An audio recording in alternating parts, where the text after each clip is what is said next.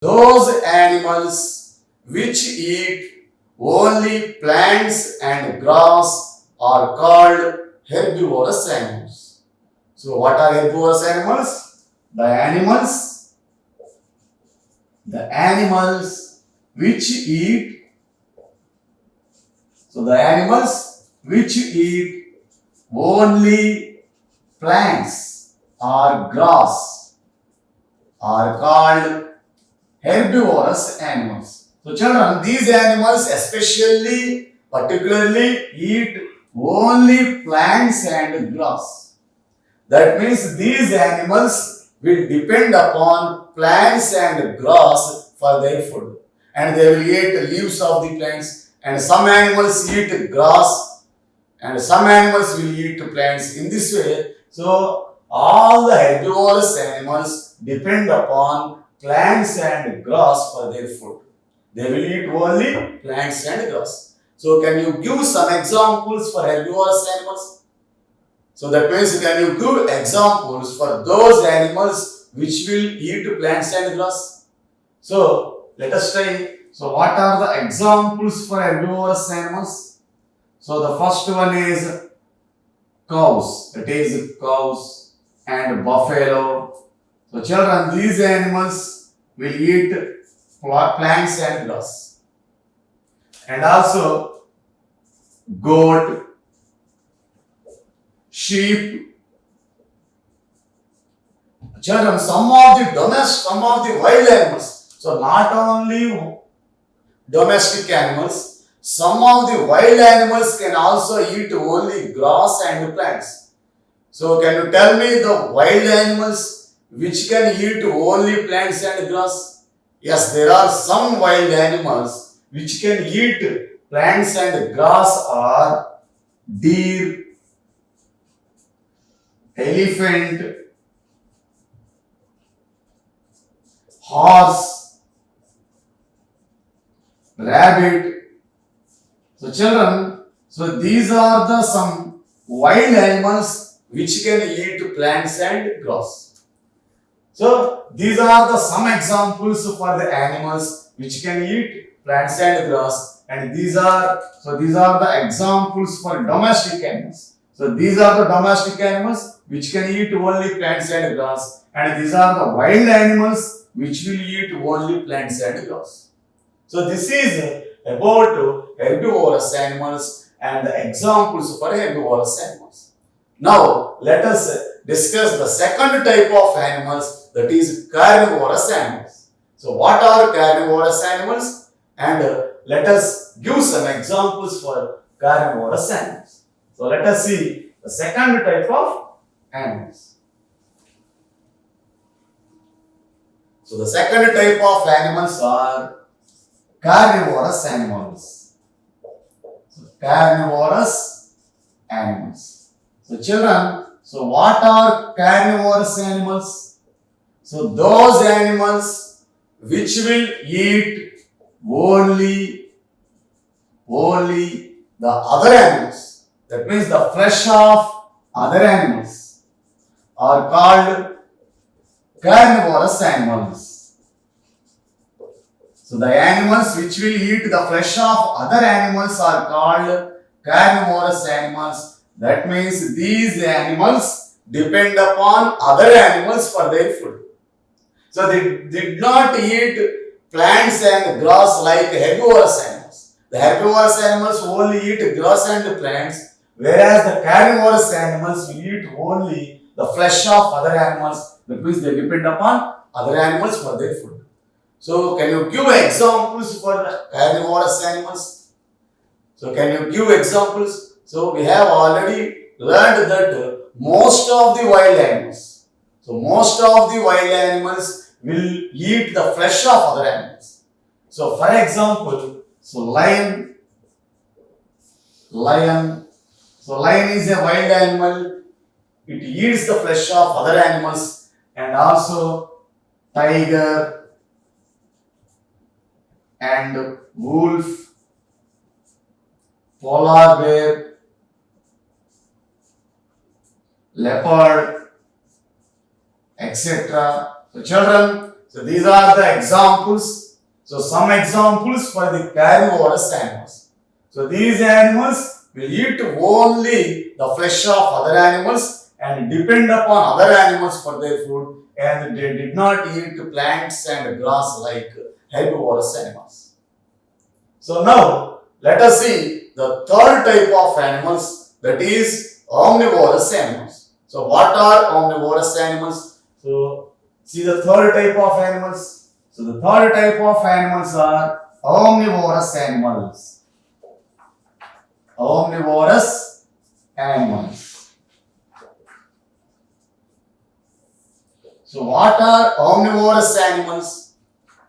So those animals which will eat both plants and animals. Which will eat both plants and animals are called omnivorous animals. So whereas the carnivorous animals eat only flesh of other animals, and whereas the herbivorous animals will eat only the plants and grass, whereas these omnivorous animals will eat both plants and animals. So we will depend upon both plants and animals for their food.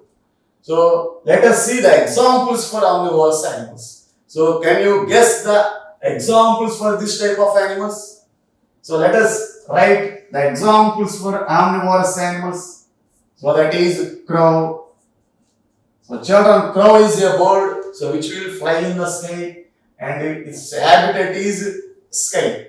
And also dogs, cats, and also bear. So it is the wild animal.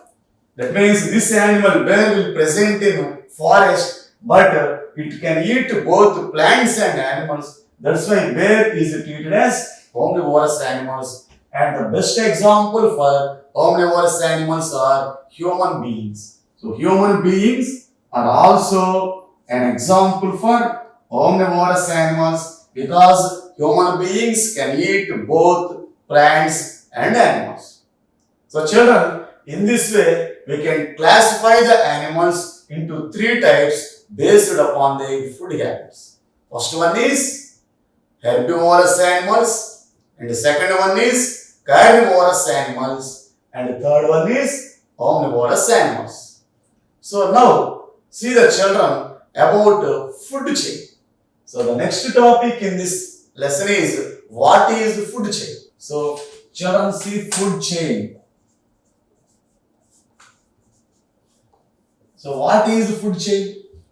So a food chain is a sequence. So it is a sequence of events, that is a small organism.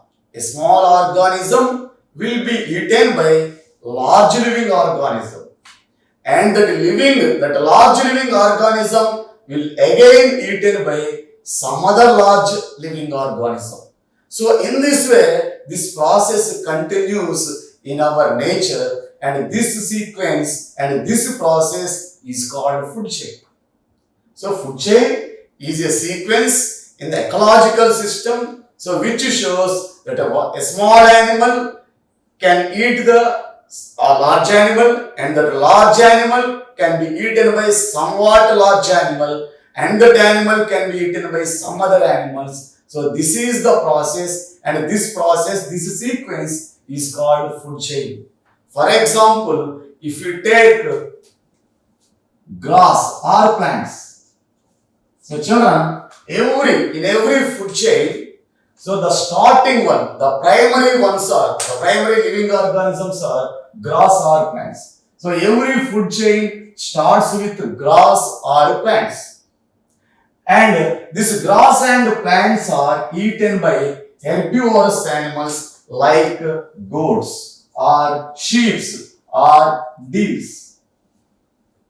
So these are the starting organisms in the food chain, and these plants are eaten by goats, and again these goats or deers are eaten by lions or tigers. So this is the sequence, and this represents an example for food chain. And see, another example for food chain. So if we take an insect, so like a small insect, and this small insect is eaten by grasshopper. Children, so this grasshopper will be eaten by frog, and this frog will be eaten by snake, and this snake will be eaten by a hawk or eagle. So in this way, children, so let us understand or try to understand what is the food chain is. So food chain is the sequence. So what is the sequence? So this is a sequence in which a living organism will be eaten by another living organism, and that will be eaten by some more large living organism. Here insect is a small organism, and that small living organism insect is eaten by some more large organism grasshopper, and this grasshopper will be eaten by somewhat large organism frog. Here the frog will be eaten by some other living organism snake, and the snake will be eaten by some other living organism hawk or eagle. So this is the process, and this is sequence of organisms eaten by other organisms shows the food chain. So generally every food chain will starts with, every food chain will starts with plants or grass. So that's why these plants and grass are the starters, that means the beginners of the food chain. So what does this food chain represents, and what this food chain represents means, so this food chain represents the relation between both plants and animals. So here, see the children, so goats are eaten by the plants are eaten by the goats. So here the goats depend upon the plants. If there are no plants, there are no goats and they cannot survive. And here the goats are eaten by lions. That means the lions depends upon goats and deers. If there are no goats and deers, they cannot survive. So in this way, each living organism has its own importance in the nature. So each living organism, even a small insect, will has its own importance in the food chain. So that's why we have to protect every living organism. So irrespective of its size. So whatever may be its size, even it may be an ant may be has also its own importance in the nature. So we have to protect every animal and every living thing along with our human beings. Then only the nature will be in the balanced condition. So this is the food chain, children. So the sequence of events showing the living organism eaten by other living organism, that will be eaten by other living organism, is called food chain. So children, so this is about food chain. Now the next topic in this chapter. So let us go to the next topic, that is teeth of animals. The next topic in this lesson is teeth of animals. Teeth of animals. So children,